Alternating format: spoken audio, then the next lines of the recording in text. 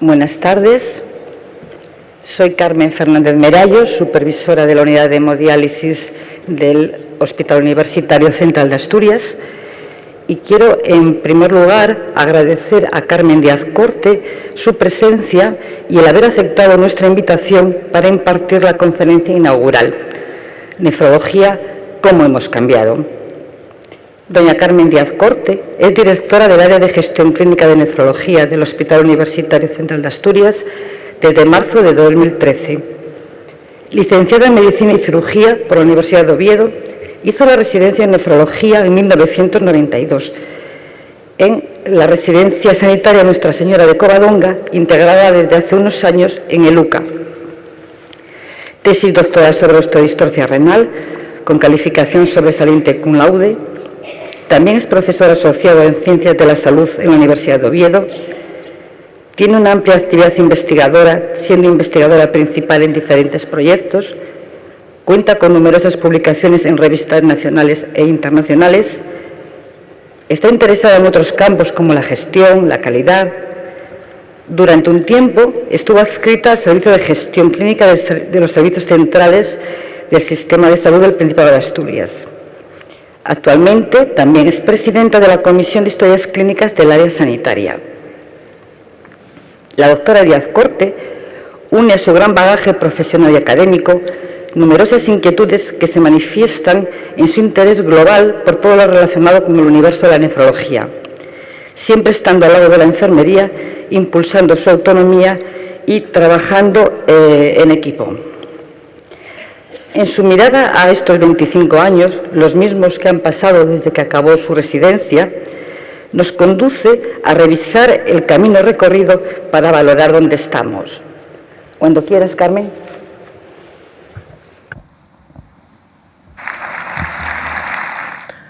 Buenas tardes a todos.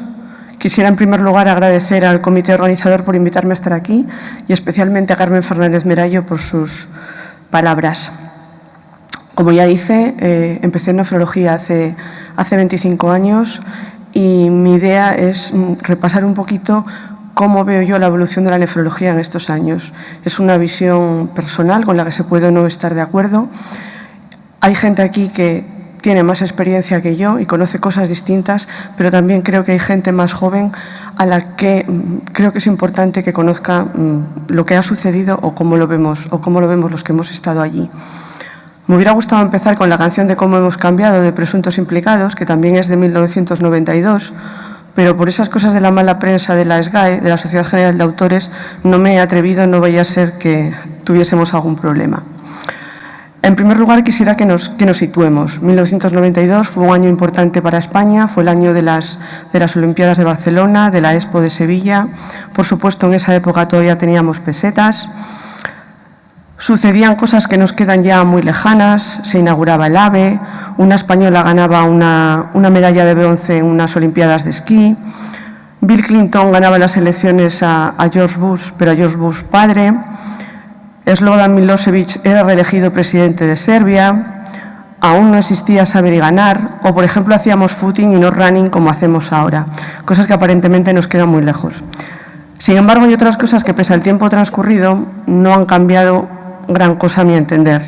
No teníamos a Maduro, pero teníamos a Chávez, seguía existiendo el problema de Afganistán o el problema kurdo, no teníamos las FARC, pero sí tendríamos al Sendero Luminoso en Perú, el que se había fugado de la cárcel no era el Chapo Guzmán, sino Pablo Escobar, por supuesto teníamos huracanes, terremotos, inundaciones, pero yo creo que todavía no hablábamos de eso del cambio climático. Y eso sí, Carlos Arguiñano ya trabajaba en televisión y también Jordi Hurtado, aunque no existía Saber y Ganar. Todos sabemos que el cambio más importante que se ha producido en estos años en la sociedad, por decirlo de alguna manera, ha sido el tema de las nuevas tecnologías. Esta diapositiva empieza en el año 2000 y ve cómo ha aumentado exponencialmente el uso de usuarios de Internet. Cuando yo empezaba, había un adjunto muy preocupado por estos temas que se pasaba tiempo en la biblioteca estudiándose eso del Internet, que era una cosa muy complicada. 25 años después, ya saben ustedes que hasta los niños bien pequeños controlan estas cosas. Nos acordamos de esos teléfonos convencionales, ese Nokia fue mi primer Nokia y ahora todo el mundo utiliza un smartphone. Por supuesto, España está más o menos al mismo nivel pues, que Estados Unidos o que Francia, por poner una comparación. Esto mismo, por supuesto, se ha traducido en las presentaciones, aquellas primeras presentaciones que yo hacía, que alguna vez se estropeaba el carro y que eran con diapositivas, o con transparencias, pero ya se empezaba a usar el PowerPoint, aunque eran versiones, bueno, mucho más primitivas que las actuales.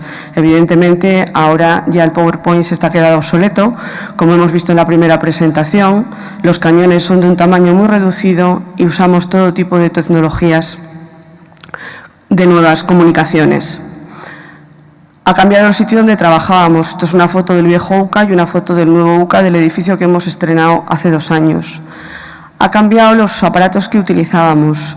Ahí tenemos un esfingomanómetro y un termómetro de mercurio que usábamos tranquilamente, mientras que ahora el mercurio se ha convertido en uno de los muchos malos de la película y hasta nos preocupa el mercurio que puede haber en el pescado que comemos. Hoy en día utilizamos aparatos tanto para la toma de presión arterial como para la toma de temperatura que nada tienen que ver con aquellos. Por supuesto, ha cambiado el modo en que nuestros pacientes acuden a diálisis. Esta diapositiva no es real porque esa ambulancia de arriba, que yo creo que es un SEAT 1500, no es de 1992, sino que es más antigua, pero en cualquier caso nos da una idea de cómo hemos ido evolucionando.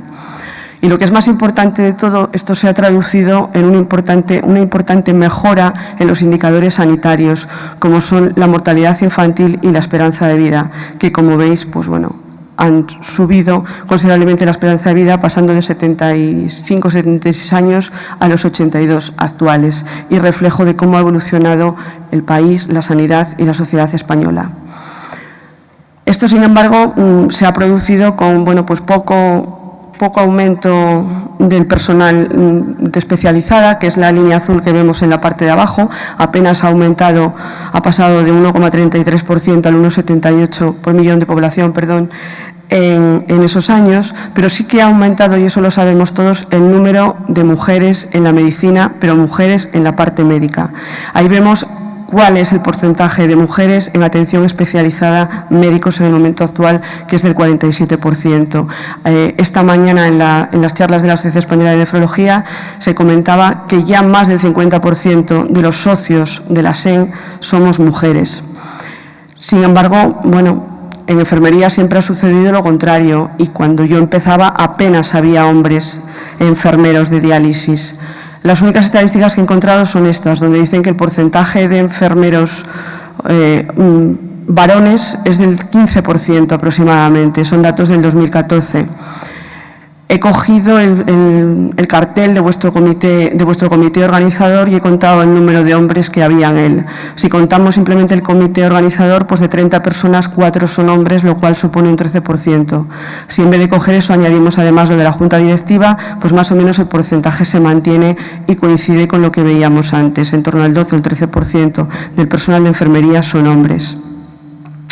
El personal de enfermería también ha cambiado, ha pasado por distintas denominaciones y diversos títulos. Ese estereotipo de enfermera que se ve en el dibujo, pues ha cambiado y la enfermería se ha profesionalizado. El título de enfermero especialista se recoge por ley, además hay especialidades de enfermería, aunque creo que desafortunadamente no están en la nefrología, hay áreas de capacitación, ha salido en el polémico decreto de prescripción enfermera y, por supuesto, la vestimenta pues también ha cambiado a lo largo de estos años. También ha cambiado la manera en la que se recoge el trabajo que realiza ese personal de enfermería. Esto es una fotografía de una historia real de un paciente que se trasplantó en 1992. Ahí vemos la gráfica que utilizábamos y en la parte de la derecha los cuidados de enfermería. Vemos cómo están reflejados y, sobre todo, pues que simplemente se pone la firma y realmente no sabemos qué profesionales de enfermería habían realizado esas anotaciones, ya sin tener en cuenta el tipo de letra, que se entienda, que sea legible o no. Aquí tenemos además la hoja de valoración de enfermería y sucede un poquito lo mismo. Como hemos dicho, la enfermería ha cambiado, se ha profesionalizado, ha cambiado la manera de hacer las cosas, ha aparecido la taxonomía enfermera con una nueva sistemática de trabajo que sí que realmente es algo nuevo. Si revisamos el Google, como ven ahí, desde 1992 hasta el año 2000, en el Google académico solamente aparece una publicación referida a estos temas. Sin embargo, si ampliamos la búsqueda hasta el 2016, eso ya sube a 171 resultados. Realmente esto es algo que se ha incorporado en los últimos años. Y como ejemplo, aquí tenemos nuestro sistema informático actual y esta es la agenda de cuidados que utilizan los profesionales de enfermería hoy en día. Me han dicho que esto no se ve y efectivamente no se ve. Ahí aparece pues la frecuencia que tiene la tarea, la descripción de la tarea, glucemia capilar perfil, sondaje vesical, aparece el nombre del profesional que ha indicado la asistencia, si ha sido un médico, qué médico ha sido y la fecha y la hora de programación. Tenemos planes de cuidados, hojas de valoración, agenda de cuidados y aquí tenemos el registro de medicación, que poco tiene que ver con aquello que hemos visto antes. Tenemos la medicación prescrita, la pauta, por supuesto no tenemos ninguna duda con las dosis o con las unidades porque no hay problemas de mala letra y además sabemos quién lo ha prescrito. Si nos paseamos por encima, como aparece en ese recuadro que está ahí marcado, pues nos dice que el ácido acetilsalicílico pues se administró a esa hora, ese día y por esa persona que le iba a pedir disculpas por poner su nombre, pero trabajaba de noches y ha tenido que salir, que es Lidia. Con lo cual, efectivamente, esto ha cambiado. Vamos a centrarnos ahora un poquito en la nefrología, ya no solo en la sistemática de trabajo que estábamos viendo, sino qué ha pasado exactamente en nefrología. La Sociedad Española de Nefrología se fundó en 1964, aunque la especialidad es de 1977, y como comentaron en la charla anterior, la SEDEN se fundó en 1976. Bueno, pues hasta el año 2002, 10 años después de haberme incorporado yo, no tuvimos una clasificación, una gradación, un lenguaje común que nos permitiera decir cuánta insuficiencia renal tiene un paciente, qué grado de enfermedad renal y para que todos pudiéramos entendernos. Pero no solo es que eso apareciese en el año 2002, sino es que eso tardó 10 años más en añadirle la proteinuria. Todos los que trabajamos en nefrología sabemos que no solo es importante la creatinina que el paciente tiene en sangre, sino también si tiene una pérdida de proteínas por la orina. Pues transcurrieron otros 10 años hasta que eso se recogió en la clasificación.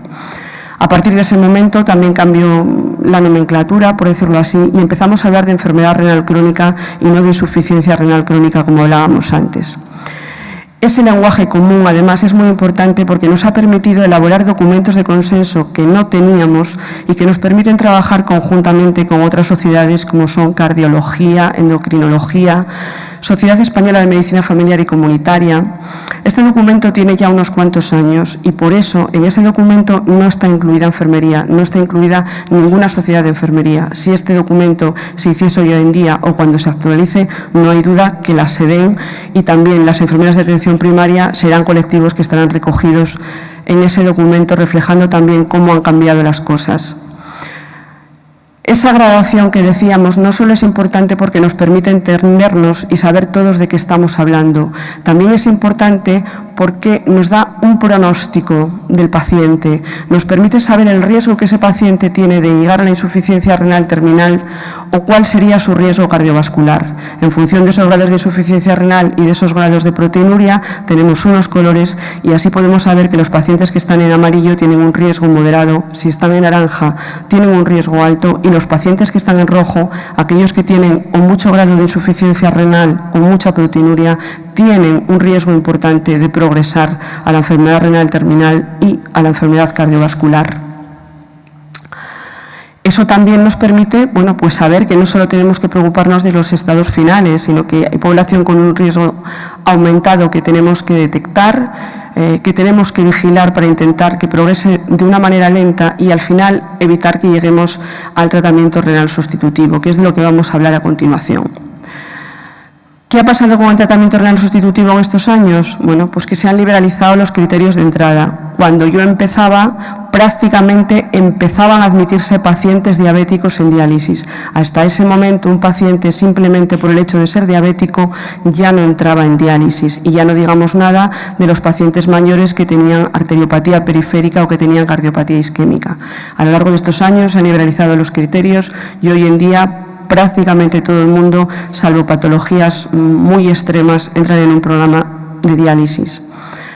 Ha aumentado la prevalencia de enfermedades crónicas como la hipertensión, la diabetes. Afortunadamente hemos tenido un desarrollo económico que nos ha permitido soportar los programas de tratamiento renal sustitutivo y hemos conseguido mejores resultados sanitarios, con lo cual hemos conseguido, como veíamos antes, aumentar la esperanza de vida de la población.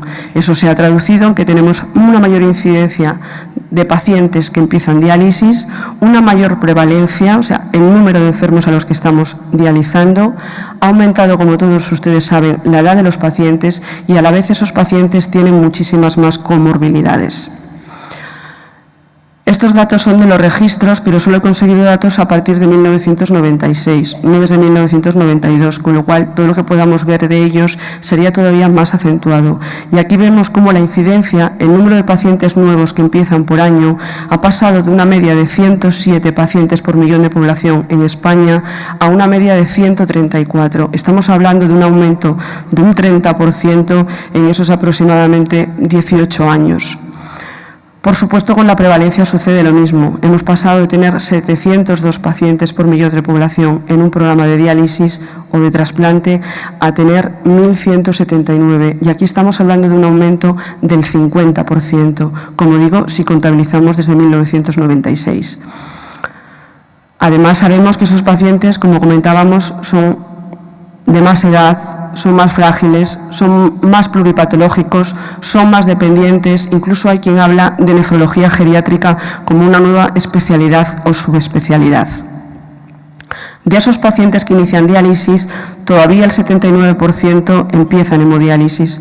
¿Qué ha cambiado en la hemodiálisis? Bueno, por supuesto han cambiado los sistemas de tratamiento de aguas, no tiene nada que ver lo que tenemos ahora con lo que teníamos. Por supuesto han cambiado los filtros, que son mucho más biocompatibles, producen menos inflamación, menos oxidación, son más pequeños, son más fáciles de embalar, ya no utilizamos el óxido de etileno, la celulosa, aunque probablemente vuelva, porque ya sabéis que en medicina hay muchas cosas que son cíclicas, o el acetato, pues en general ya no se usan.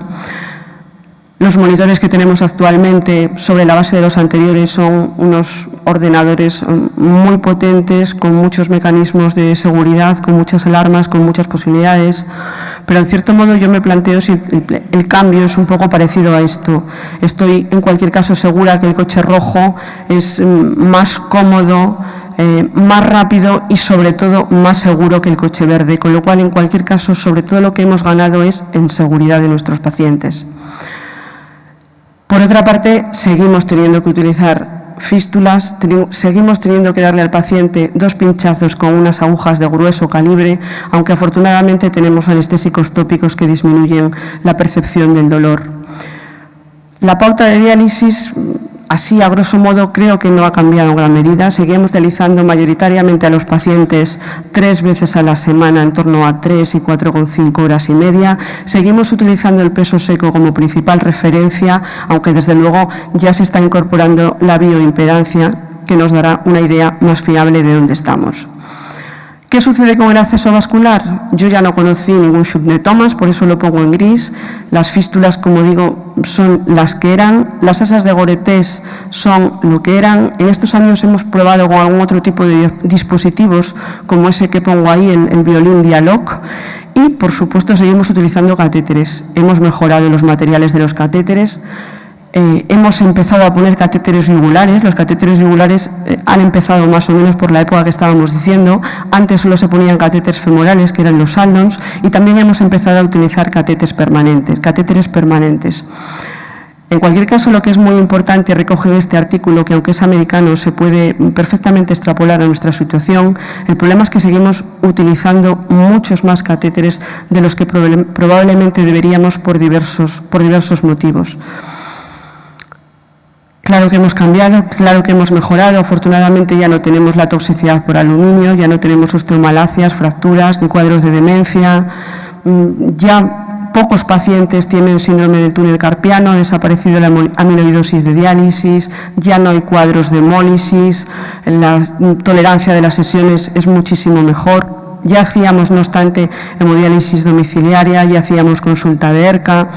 Es cierto que hacemos hemodiafiltración, que hacemos online, que utilizamos agua ultrapura, que medimos endotoxinas y tenemos unos umbrales de seguridad muchísimo más bajos, que hacemos diálisis más específicas con control de volumen y que todo ello, sobre todo, como decía antes, se ha traducido en una mejor tolerancia y probablemente también en una mejor supervivencia, que a veces no se aprecia bien en las gráficas porque lo que sucede es que tenemos pacientes mucho más mayores y con más comorbilidades, con lo cual a veces en las cifras no se aprecia esa mejora de supervivencia que sin duda hay. Tenemos nuevas preocupaciones, vivimos en la era de la ecología y esto también ha llegado a la diálisis, ya se habla de la green diálisis. Aparte de preocuparnos por el gasto económico, también nos preocupamos o deberíamos preocuparnos por el consumo de papel, por el consumo de agua, por el reciclaje de materiales o por si estos llevan contaminantes.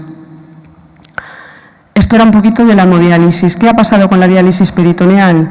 Bueno, actualmente el 16% de pacientes de nuestro país empiezan tratamiento con diálisis peritoneal.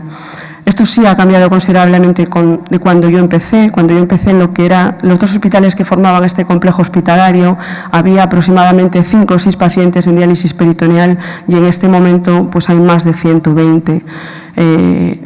Se hacía poca diálisis peritoneal y en muy poquitos sitios, aunque ya es cierto, como centros como Coruña, donde yo fui a rotar, ya tenían por aquella época 60 o 70 pacientes. Cuando yo empecé, solo se hacía diálisis peritoneal de urgencia, precisamente aquellos pacientes que llegaban con muchísima insuficiencia renal, que llegaban con ureas de 300, 400, 500, eran esos pacientes a los que se les ponía un catéter y se les hacía diálisis peritoneal, porque era una diálisis más lenta y mejor tolerada. Se produjeron muchísimos cambios desde el punto de vista de la industria, que consiguieron sistemas de doble bolsa, cicladoras, nuevas soluciones y realmente la diálisis peritoneal actual no tiene nada que ver con esa diálisis peritoneal de entonces. A ello se han añadido cambios en las políticas públicas, la importancia que se le da al autocuidado, se está extendiendo la diálisis peritoneal a otras patologías como el fallo cardíaco o el fallo hepático. En muchos sitios ya se está haciendo diálisis peritoneal asistida, con lo cual realmente la diálisis peritoneal ha crecido. Pero no obstante, todavía estas gráficas son del 2014, ayer se presentaron oficialmente las del 2015, pero obviamente no me dio tiempo a conseguirlas. Pero las cifras, bueno, van hacia arriba, pero son bastante similares. Podemos decir que ahora mismo hay en España aproximadamente el 6% de los pacientes de tratamiento renal sustitutivo están en diálisis peritoneal. Como vemos en esa gráfica, que empieza en el 2006, no conseguimos que eso aumente de una manera espectacular. Es lo que pretendo reflejar con el dibujo. Algo falla porque no conseguimos que esa gráfica suba más y se acerque a la hemodiálisis y tengamos más o menos la mitad de los pacientes en hemodiálisis y la mitad de los pacientes en diálisis peritoneal, con lo cual yo creo que es un camino que todavía nos queda bastante por recorrer a todos. ¿Y qué sucede en el trasplante? Afortunadamente, nuestro país es líder mundial de trasplante y, por tanto, más del 50% de nuestros pacientes en tratamiento renal sustitutivo están trasplantados. El trasplante en España se empezó a realizar en 1965 y en los años 70 apareció la ciclosporina. Eso realmente fue un boom y fue donde se produjeron los grandes cambios del trasplante. Se creó la ONT, el modelo español de trasplante, coincidiendo con la mejora de nuestro sistema sanitario. A lo largo de estos años se han ido ampliando los criterios de los donantes, de manera que ya un donante puede perfectamente tener 80, incluso ayer nos presentaban un donante de 91 años que había sido donante de hígado, y también ha habido una liberación en los criterios de los receptores. También ayer se presentaba que en 8 de las 17 comunidades autónomas ya se han trasplantado pacientes por encima de 80 años. En la nuestra el que más edad tenía 79. Ha cambiado, esto nos ha convertido en líderes mundiales en trasplante, pero realmente, si cogemos los datos generales, todo ese avance se produjo hace años. Ahora ya cuesta muchísimo aumentar el número de trasplantes renales. Arriba tenemos los datos generales de España y vemos que ya, como digo, cuesta. Afortunadamente, las políticas sobre los accidentes de tráfico han conseguido que estos disminuyesen y, por tanto, ha disminuido el número de donantes. Sin embargo, en la gráfica de abajo vemos los datos de Asturias desde 1988 hasta el año 2013 y realmente, pues lo mismo. estamos estabilizándonos. Es difícil aumentar más el trasplante. ¿Cómo aumentamos el trasplante? Tenemos que inventar nuevas estrategias. ¿Cuáles son nuevas estrategias? La donancia en asistolia, que sí que es cierto que en los últimos años está creciendo de manera espectacular y es la que está haciendo que suba el número de donantes, y el trasplante renal de donante vivo. En esa gráfica que pongo abajo, que es la gráfica verde, la de arriba, que es el trasplante renal de vivo, se ve que el trasplante renal de vivo está aumentando. Ayer presentaron los datos del 2015 y esa gráfica es descendente y piensan que para el 2016 también está bajando. Hacemos mucho trasplante renal de cadáver y eso hace que sea difícil aumentar las cifras de trasplante renal de vivo. Como vemos aquí, el trasplante de cadáver, que es la mayor parte, que es el color ese marrón intenso, prácticamente está estacional. En cuanto al tratamiento, tampoco han cambiado, yo creo, grandes cosas. Antes utilizábamos prednisona, Imural y Sandimún, y ahora utilizamos prednisona, Felcepia y Babraz. Hay algún fármaco novedoso también en los últimos años, como el Belatacep, que pongo en gris, pero que en España no está aceptado para comercialización, bueno, pues por la crisis, porque se supone que no aporta grandes ventajas respecto a los anteriores y, por tanto, no se ha considerado un fármaco financiable. Pero de todas maneras no hemos conseguido evitar la inmunosupresión, promover la tolerancia, que sería nuestro objetivo. Tampoco hemos conseguido medir el grado de inmunosupresión, porque el objetivo sería inmunosuprimir lo mínimo necesario y poder saber dónde estamos en ese balance entre infecciones, tumores y rechazos. Lo ideal sería que pudiéramos hacer una inmunosupresión personalizada y ahí aún no hemos llegado. Por supuesto que hemos mejorado en el diagnóstico precoz de muchas cosas, en el diagnóstico precoz del rechazo, en el diagnóstico precoz de las infecciones, que hace que el CMV que antes teníamos, hoy en día, salvo casos excepcionales, no nos dé sustos, en la detección precoz de tumores. Por supuesto que hemos mejorado en los tratamientos. Tenemos además más experiencia de uso, y eso también es importante, y fármacos más seguros. Y con ello hemos conseguido mejorar la supervivencia del injerto al año. Sin embargo, apenas hemos conseguido mejorar la supervivencia del injerto a largo plazo. Estos son datos del registro americano. En la parte de abajo de la tabla los datos están ajustados para aquellos pacientes en función de su edad, de la diabetes, para que no sean factores de confusión. Y vemos que aquellos pacientes que se trasplantaron en 1996, a los 10 años tenían una probabilidad de necesitar diálisis o retrasplante del 42%.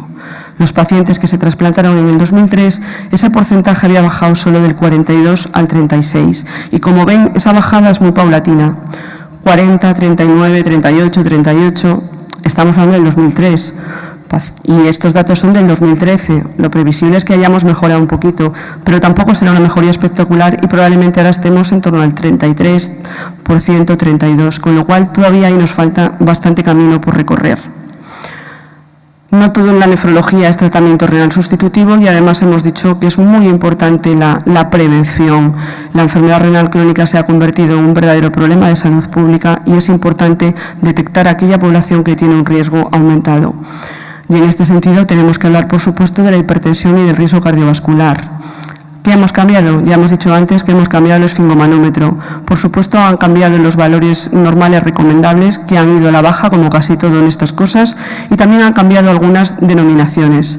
Antes solamente tomábamos la tensión arterial, que ahora ya no es tensión arterial, que es presión arterial en la consulta, y a lo largo de estos años se ha generalizado el uso del mapa, de la monitorización ambulatoria, y ya ahora lo que está en boga es el AMPA, la AMPA, la automedida de presión arterial.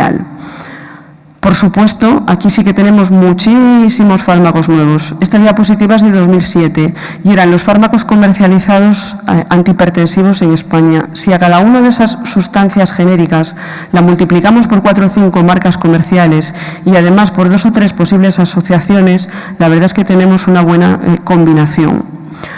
Eso ha sido así en la hipertensión, pero también ha sido así en otras cosas. Por ejemplo, los captores de fósforo, que han surgido, pues el carbonato de lantano, el sevelamer, se acaba de comercializar un captor con hierro.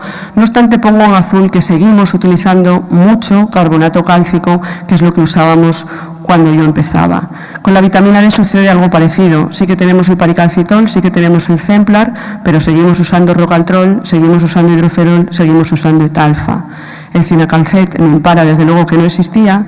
Y también quiero incidir en el tema de los antibióticos. Por supuesto y afortunadamente tenemos muchos más antibióticos que teníamos y que usamos frecuentemente. Pero la vancomicina, la gentamicina siguen siendo los fármacos que yo creo más utilizamos hoy en día todavía, especialmente en la sepsis de catéter. Con lo cual tampoco eso, en mi opinión, ha cambiado tanto. Una pequeña pincelada de las determinaciones analíticas. Bueno, el fósforo sigue siendo el malo de la película como por entonces. Lo que ha cambiado es que ahora el calcio ha dejado de ser el bueno. No hemos incorporado en el tema de la osteodistrofia renal grandes marcadores. El FGF23 no se ha incorporado en la práctica clínica. Ahora tenemos colesterol bueno y malo, que antes no teníamos. Hacemos troponinas en vez de hacer CPKs para ver si el paciente ha tenido un infarto. Muy importante la aportación de la procalcitonina a nuestros pacientes con sepsis o el ProBNP para detectar si un paciente tiene fallo cardíaco, aparte de la exploración o de la radiología que podamos hacer. En estos años también han aparecido nuevas enfermedades, como por ejemplo la nefropatía por anticalcinurínicos en pacientes portadores de trasplante no renal. En todas las unidades de diálisis hay algún paciente trasplantado hepático, trasplantado cardíaco, trasplantado pulmonar que ha ido a parar a la diálisis porque el anticalcinurínico que le ponían para proteger su trasplante lo que ha hecho es deteriorar su riñón.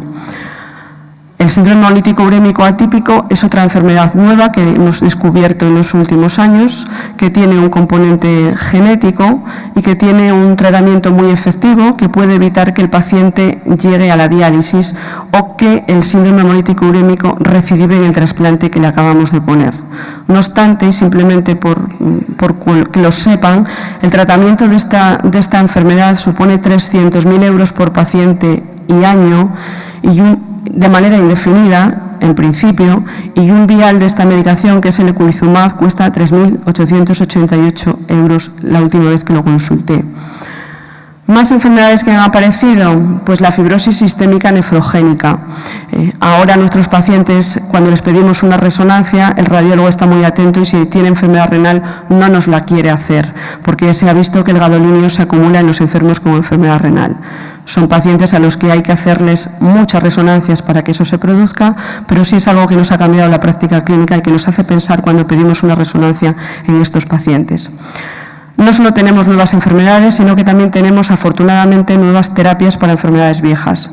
La poliquistosis hepatorrenal es una enfermedad que todos ustedes conocen porque llevaba la diálisis a un 8 o un 10% de los pacientes de nuestros programas y no tenía ningún tratamiento específico para frenar su progresión. Próximamente se comercializará un fármaco que sí que es específicamente para esta enfermedad y se supone que va a enlentecer esa progresión, que va a retrasar la entrada de estos enfermos en diálisis. Obviamente, como suele suceder en estos casos, será un fármaco caro y que no se podrá prescribir alegremente, por decirlo de alguna manera.